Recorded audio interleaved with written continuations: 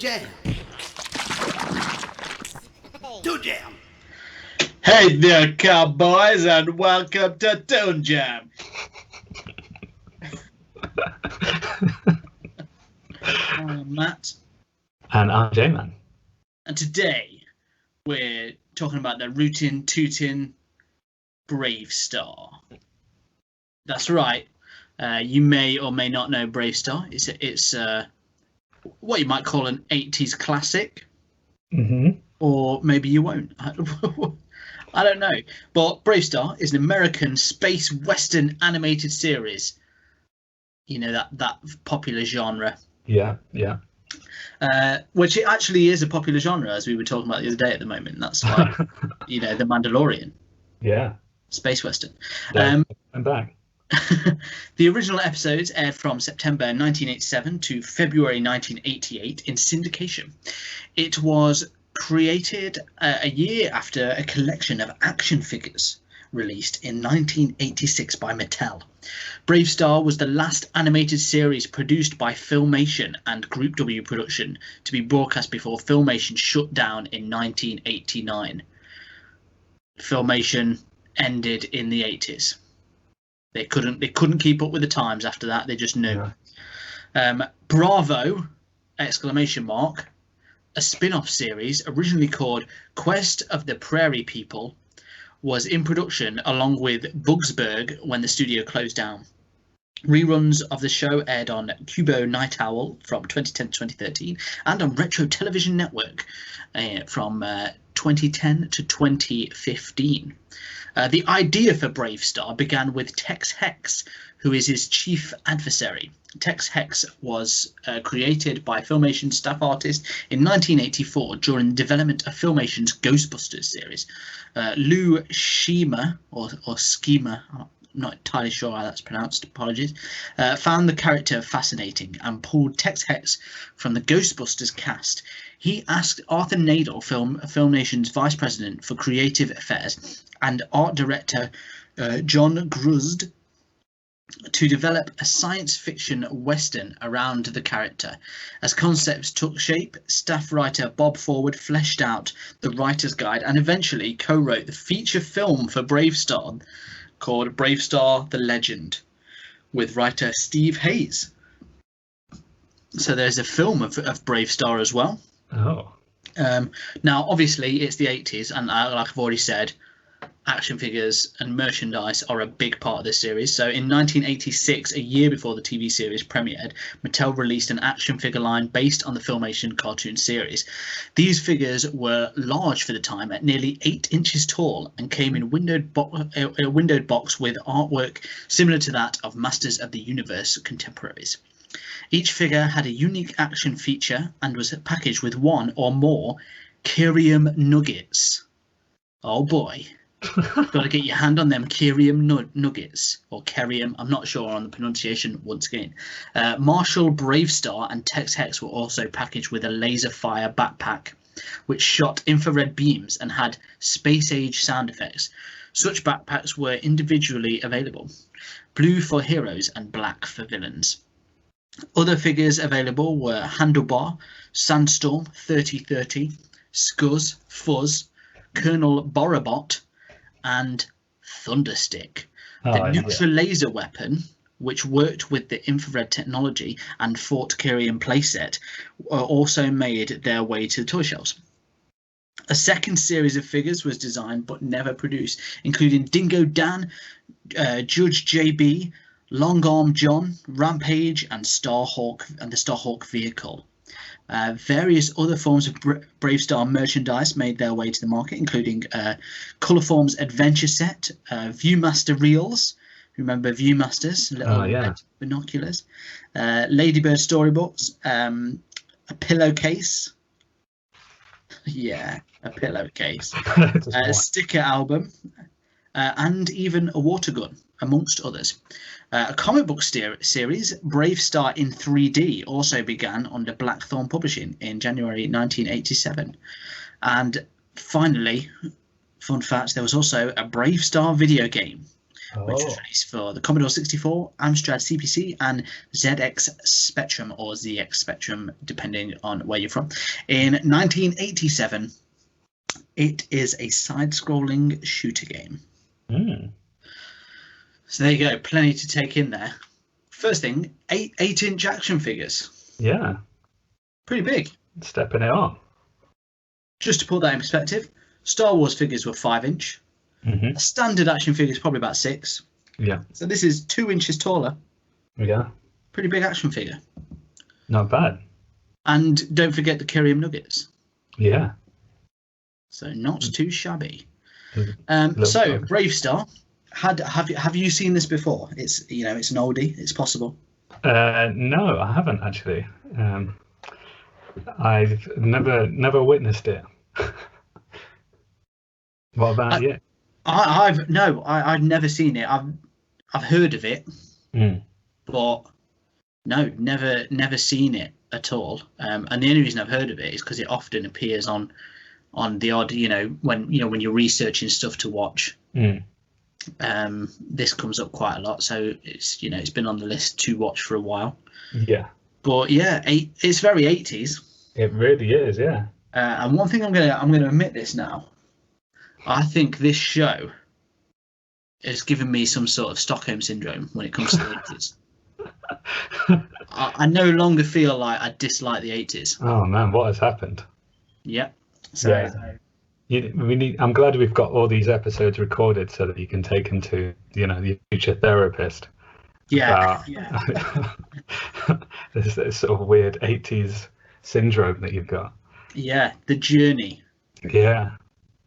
We can slowly see them start to eke their way in as you start to give thumbs up to shows that you like, just spiritually do not like. Yeah. I think it was those early Nintendo cartoons that started it. Yeah. And then Space Western's done it. This is it. This is it. This is the tipping point. Or is it? But what I'm trying to say really is, early on in the series, the sort of aesthetic would have been horrific for me. But it no longer, as soon as I started watching it, I was like, you know what, this doesn't bother me anymore. That's the first thing I thought. Yeah, like Kevin McAllister walking down into the basement. Yeah. It's like, I'm not afraid anymore. I'm not afraid anymore. And then the BraveStarr theme kicked in. Yeah. And I mean, how did you feel about that? Were you afraid at that point? Afraid, no. Uncomfortable, maybe. Yeah. I just think that's human at that point. It's not a great theme. It's not, no. Before we dig in though, what's Twitter saying about BraveStarr? Yeah, Twitter's got quite a sort of mixed opinions on BraveStarr. So there's a lot of I don't think anyone knows this, or no one will remember this, and then there's also a lot of I remember this very well and I loved it, and also a handful of it's so good it's bad as well. So we've got Orange Caution, who says, I'm willing to bet 90% of you don't know who BraveStarr is. So that's the kind of niche a lot of people believe it fits into, whether it does or not. I mean, the next one seems to contradict that, because it says, we've got Trip Gore, who says, I think about what a live action version of BraveStarr would look like at least once a week. At least once a week? At least once a week. Yeah. Yeah. So this is heavy hitting fandom. Yeah. But having, that's actually a good point. Now's the time. Yeah. Space Western's coming back. Yeah. I mean, if there's ever a time to get campaigning, I mean, we've seen live action adaptations. We've seen, adaptations of films that have already come out. Re-edits of films we've actually seen. I mean, if there's ever a time in history to get, another version of something that already exists, now is the time. Now is the time. We're living in peak time for that. We've got Queen Cipher, spelled with an S, says, so I might be the only one asking this, but BraveStarr reboot show when? Well, So we can confirm that you're not the only one sort of asking that. yeah, I know. Suppose. I think it seems to be like a collective consciousness thing. Like Yeah. BraveStarr fans You know, want to we've got see it read. there's a what is it, She-Ra show, Yeah. isn't there? Yeah, there is. Yeah, And yeah. Is that I Netflix? think the standout thing about BraveStarr, straight off the bat, Mm. is that he's Native American. Yeah, The main Yeah. character, Native American, there you go. and he's not like stereotypical No, in any way. So maybe it's not so absurd a thing. if there's ever a time to see a reboot of a show that also has representation in it, I think this is also the time. Yeah, exactly. Yeah. And I mean, that leads right into the final quote from Twitter from DJ Capasso, who says, representation matters. That's why I thank the gods for BraveStarr. Without him, I could have never imagined being an intergalactic ponytailed cowboy of colour with a hot white executive goth steampunk lady. So Yeah. it just Exactly. opens up all the doors. Yeah. But it is like, it's one of those things, isn't it, where, you know, it is almost a surprise that they, you know, especially when, I don't know what Tex Hex looks like. He wasn't in the first.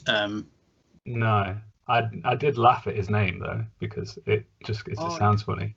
Well, I'm just looking. He's like a zombie. He's some sort of pink guy, like zombie guy.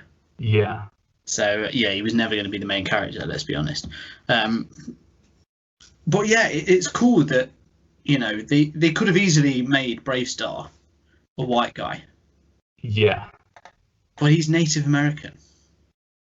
Yeah. A Native American cowboy. Yeah. That's not something I see very often. And especially not in the 80s. No. But then this was the time. I suppose Turek, you know, a Native American dinosaur hunter. Yeah. It's like the closest we get usually. Yeah. So that was the 80s, wasn't it? Or was that earlier? That might be. I'm not sure. But the game, it didn't make a game until the 90s. 90s, yeah. So, you know. Yeah, it's quite surprising to have a Native American in there. Yeah. Um. Okay, well, shall we dig in? Let's. We watched the first episode. Yeah. And it sort of begins in the throw of things. There's not even an explanation in the intro, as far as I can tell. No, the brain sort of switched off to protect itself. I would say that. So I think I don't really remember the theme too well. No, neither did I. I just know it's bad. Yeah. It's like there's a bit of trauma in there somewhere. You know, you don't want to go in there and find out what it is. Don't want to open that metal door. Hoping like a cowboy Ulysses. Yeah, that would have been good. But that, you know, greatness only comes infrequently. Once in a era. Do we see such a beautiful theme tune? Say what you will, though, the 80s does have some like banging theme tunes. Yeah.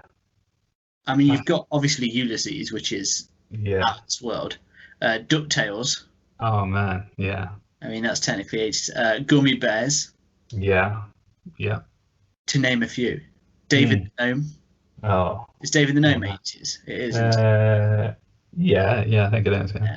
I mean, so I mean, in case you were playing Toon Jam Bingo, you can cross off David the Gnome. David, no, someone's got a house.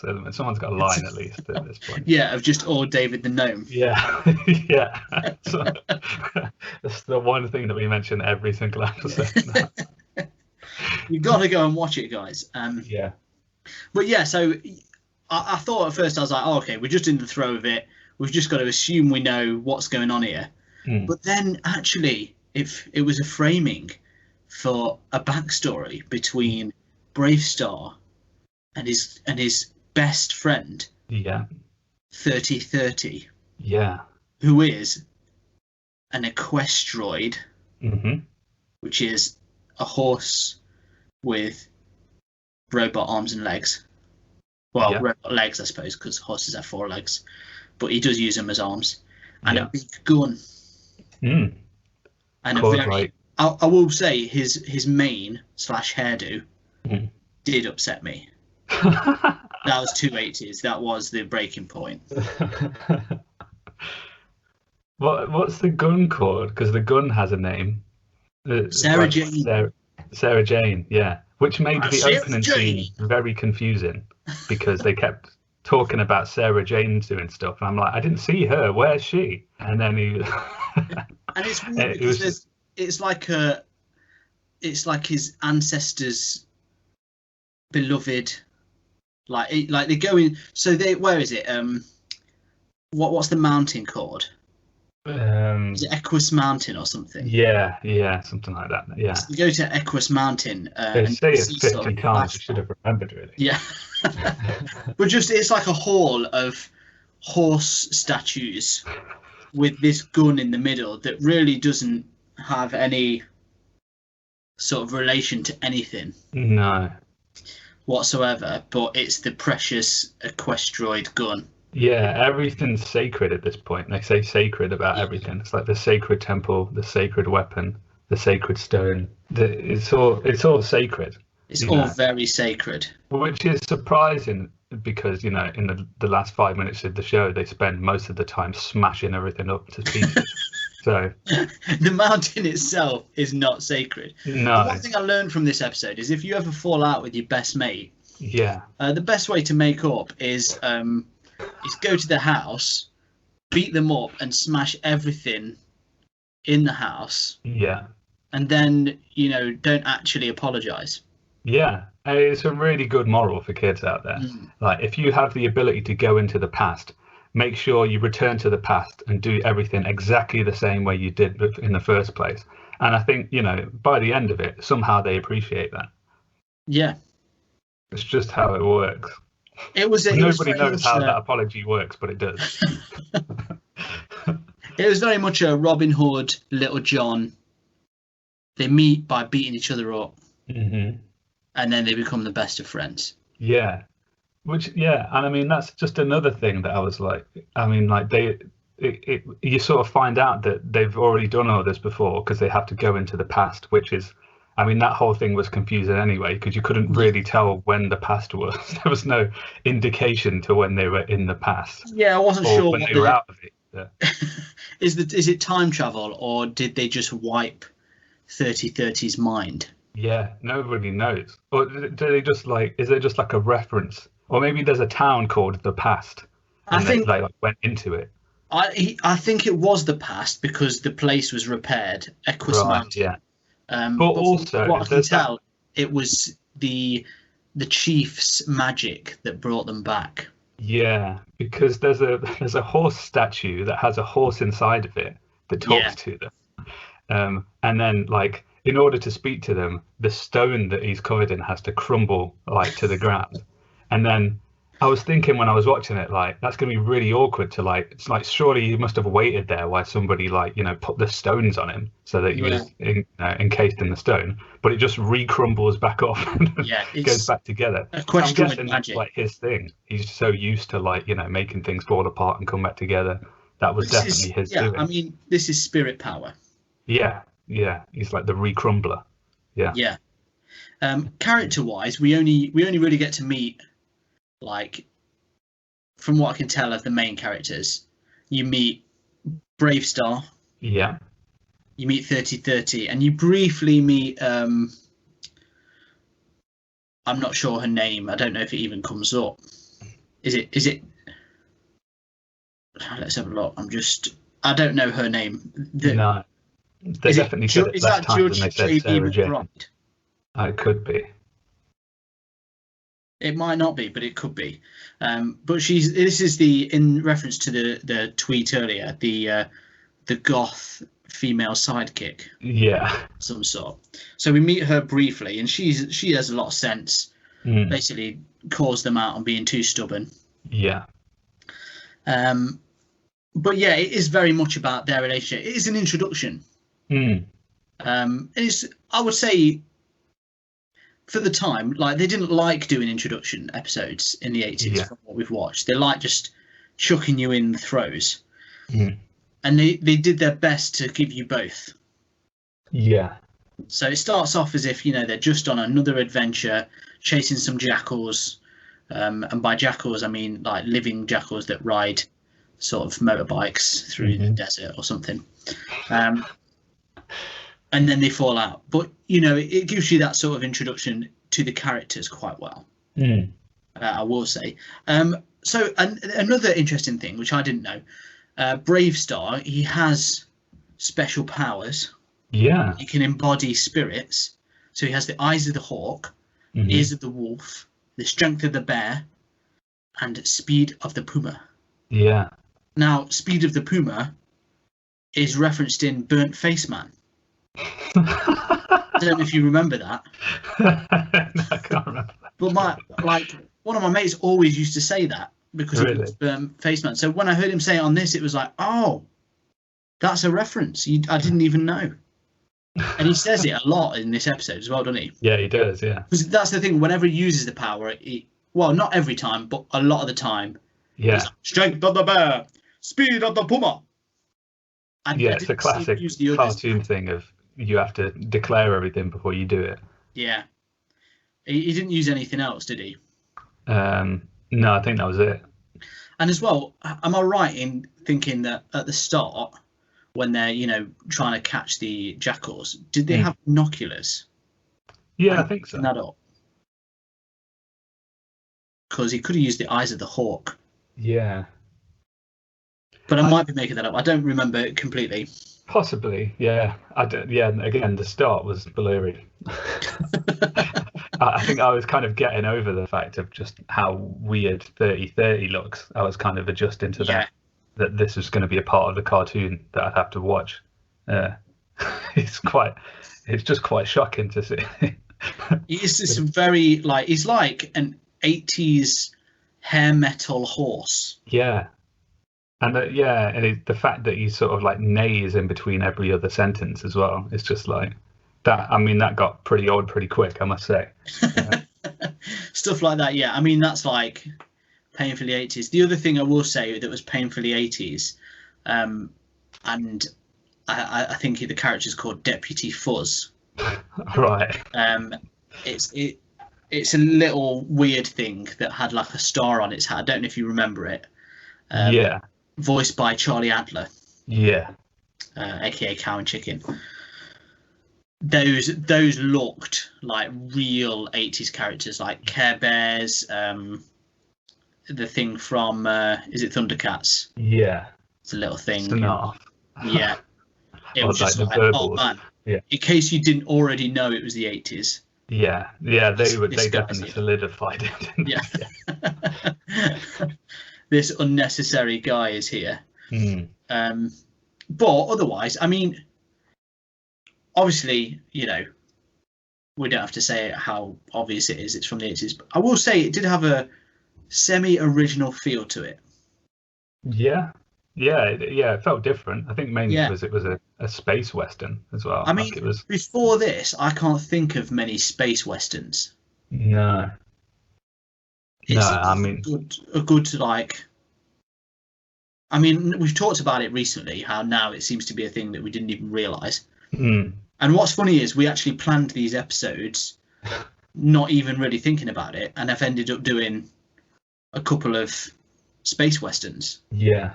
Or at least sci-fi-ish westerns. Yeah. They've come up. Yeah. They're a hot topic at the minute. I think the one thing it does have that a lot of other shows have at the time is that it's almost like a really gnarly wasteland future. Yeah. But in which technology is still thrived. Yeah. So it's like everything's gone to pot except for technology, which is continued. Yeah, I never really understood that. I'm guessing, is that Like, more of like a environmental, the fears at the time? Because that was sort of, I guess the 80s must be when they first started to realize that we were doing was having an effect on the environment. yeah, yeah. Well, I mean, I think like in the 70s, wasn't that a lot of like the counterculture then was like, pretty like the hippie vibes and stuff were pretty whatever. But I guess no one took hippies seriously. So yeah, the 80s was Yeah. probably the time when they were like, you know what? I think we are doing something. Yeah, but I think a lot of the hippie stuff was response to war, wasn't it? Yeah, I mean, yeah, I guess it was they just want peace, don't they? So Yeah. I mean, I guess nature needs peace and stuff. But yeah, it definitely comes up in a lot of the cartoons that we watched. Like Because it's even if always it's like like barren subtle, land. yeah, yeah, even if it's kind of not on the surface, there's something there, isn't there? Yeah. Everything's mechanical, everything's barren land. It's all, everywhere looks like, a canyon. Yeah. But I it does mean, make it kind of confusing in the way that like what bizarre series of events happened that allowed you to like keep a laser gun but like not have like a fridge, you know? yeah, Like yes, weird priorities from everybody across the board. yeah. That's the bleak future. Weapons Yeah, only. that's where we get. That's where we're heading, you know. Which I That's the mean, it's Wild West, baby. another time for it, another reason for it to be brought back now because of everybody's reinterested in the fact that that we may be hurtling towards an extinction event.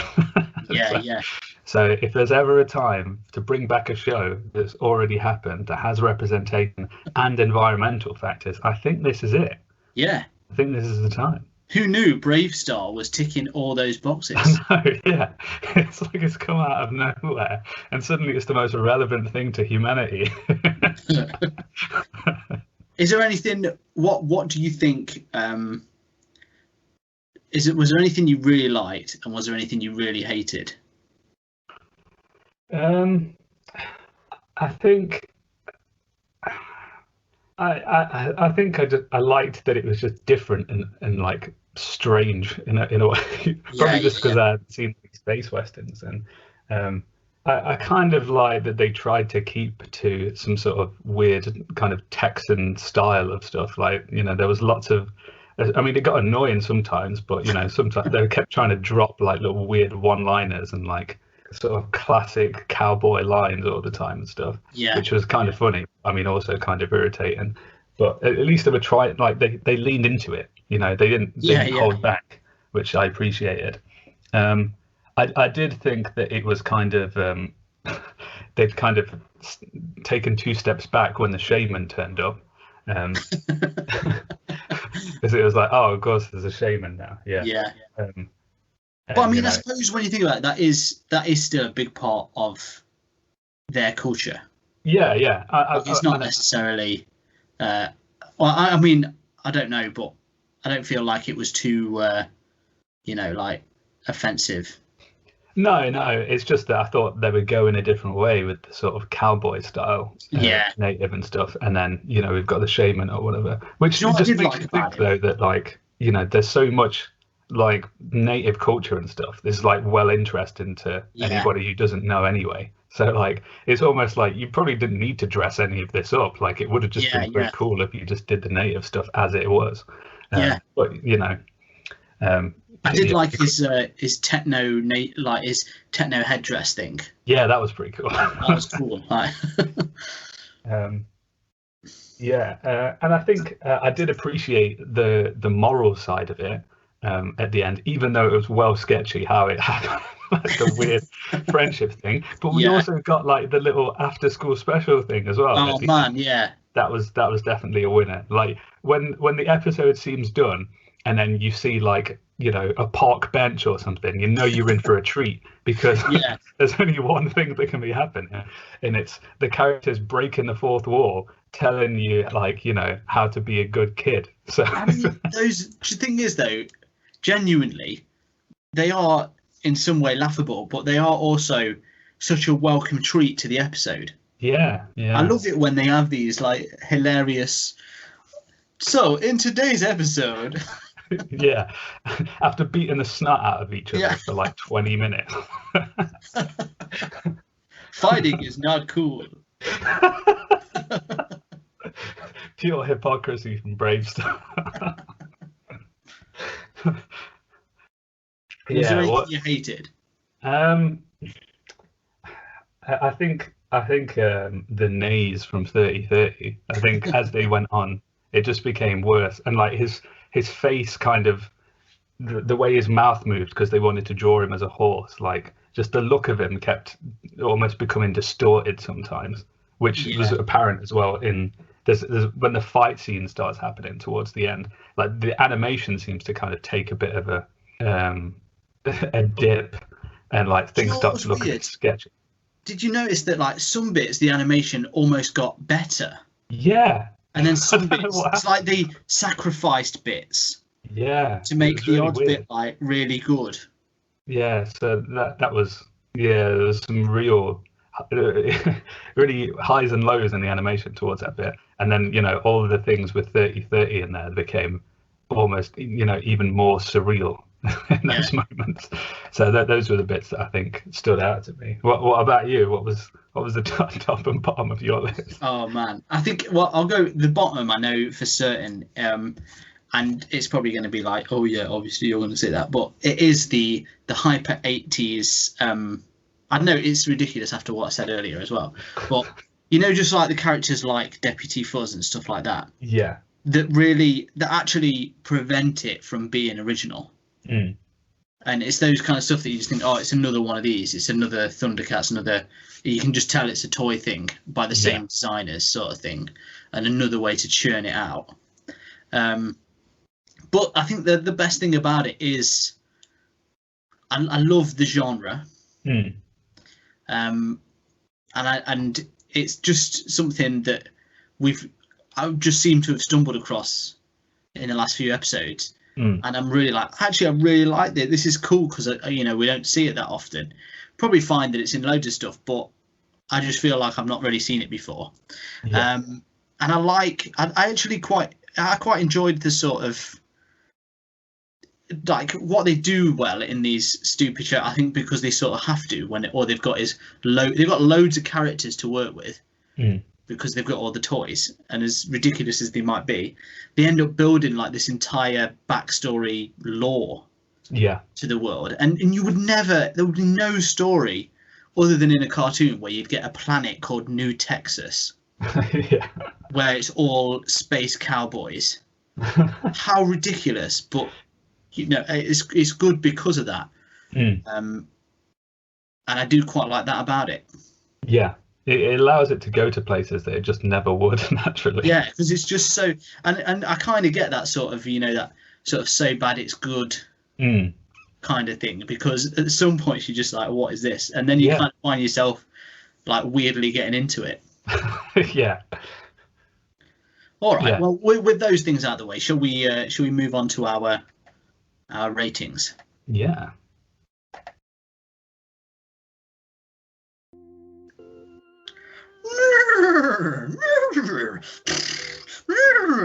Well, hello there, kids. Hi, kids. In today's episode, you saw that me and my friend here, we had a fight. But remember, it's not always good to fight, even if you know you have the upper hand. That's right, kids. In fact, you may have been watching and thought, obviously that man couldn't beat that giant horse with mechanical arms, and then saw him getting a whooping and thought, oh no, but you know what now? It's all past and we're friends, despite the beating I gave him. Sometimes it's not nice to fight, and the best of friends, they don't fight. And sometimes you'll see something happen in front of you, like a man beat a horse within an inch of its life with the strength of a bear, and sometimes you want to walk away from that. So kids, if you see a fight break out, make sure you step away. So remember, friends are friends for life, no matter your disagreements. So, like me, when I pummeled my friend here, stamped all over him, and left him in the dirt of my own home, well, we've passed it now. We're friends, and it's all good. And you remember that at home. Be friends and don't fight.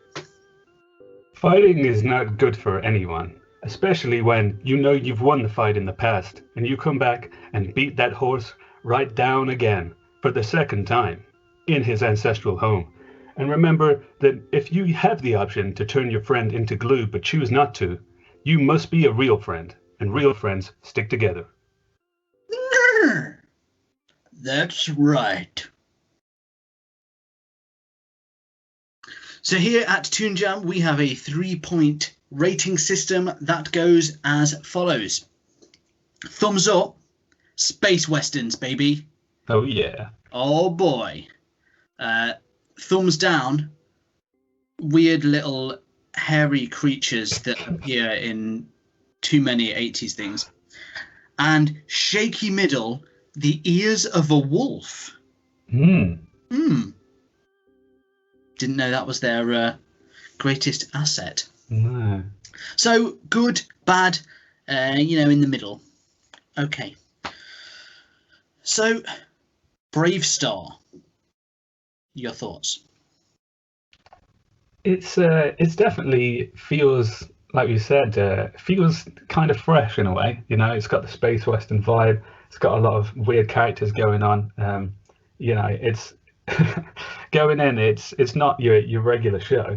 And I think I appreciated that they tried to make it a nice intro for the characters, which is good because a lot of the time we get characters and you just don't know what their deal is. They're just kind of there, especially from shows that were made around toys, because it's like they just need to show you that character on screen and their job's done, really. So it's nice to have a bit more to them.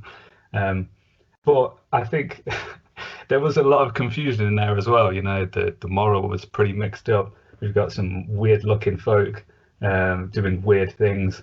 The sort of the inner workings of their motives and stuff was kind of confused sometimes, and it was more funny than anything. Like I find myself just kind of chuckling along. So the whole "it's too bad, it's so bad it's good" thing definitely works for me, because I couldn't stop watching, even though some parts did seem like, why have they put this in it? Why is this happening? Some stuff I didn't understand at all, but was like, yeah, okay. I just kind of went with it. And I think because they've already built a bizarre world with a bizarre horseman, you're just kind of in for the ride. So I think it is fun to watch, although it does have big issues, and it's not it's not perfect by any means, but there's something likable about it that's maybe not easy to put your finger on. But so would I recommend it to people for a laugh at least? Yeah. So so I think it probably lands at maybe a high shaky middle for this, that like this, it's not the show you're gonna need to campaign for, really. It'll be funny if they do a remake of it, but it's entertaining. I mean, that's what it should be, and it's trying to be good to kids at the same time. So why not? High shaky for me. I suppose the morals are somewhat outdated as well. Yeah. We've come a long way as far as mental health and dealing with our own emotions as well. Which clearly shows in this. I do think I like it. I mean, to go over the same thing, the space western. I'm becoming a great big fan of that. And this was a really cool example. I thought it was probably heavier on the western than you'd imagine. Yeah.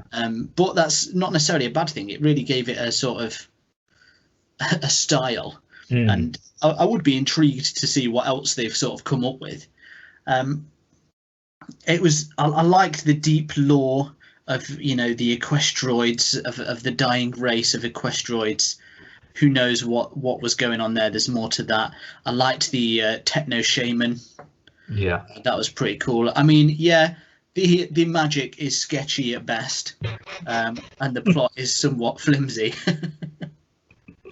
But it was funny for the wrong reasons, which is always a winner, especially if you can still enjoy it. I think some things can be funny, but you can watch it and be like, "Ha, that was funny," but I've had enough.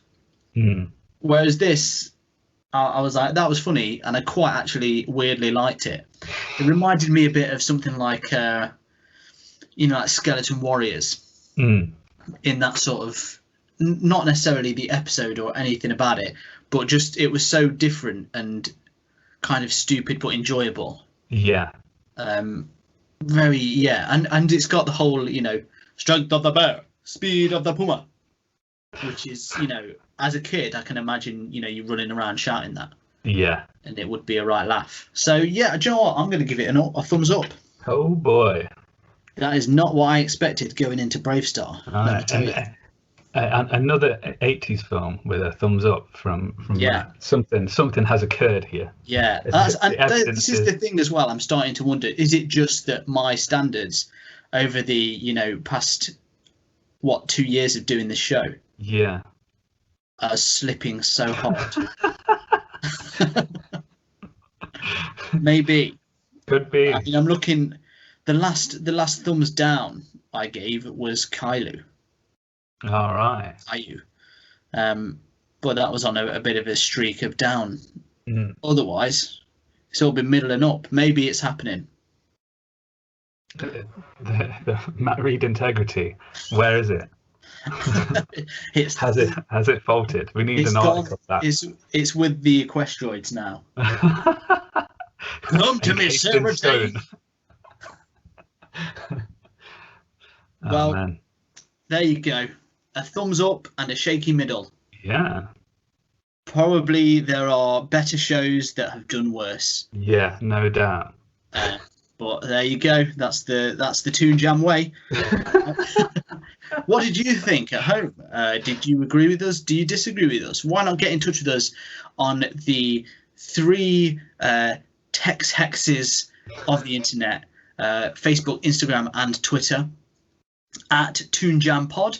If you want some bonus episodes, you can go over to our Patreon, which is patreon.com/Toon Jam Pod. Again. So patreon.com/Toon Jam Pod. And then, if you enjoyed today's show, rate and review us on whatever you listen to us on. It really, really helps us out. It takes you a couple of seconds, but it's super helpful. So if you do, absolutely thank you for that. But otherwise, just thank you for listening. I hope you enjoyed it. And hopefully we'll see you again next week. So until then, you stay jammy. Hey everyone, thank you for listening. If you want to help the show keep going, you can be extra jammy by heading over to our Patreon page at patreon.com/toonjampod. Here you can get a shout out on the show or unlock bonus episodes. Ratings and reviews anywhere you listen to the podcast also really help us out. So thank you and stay jammy.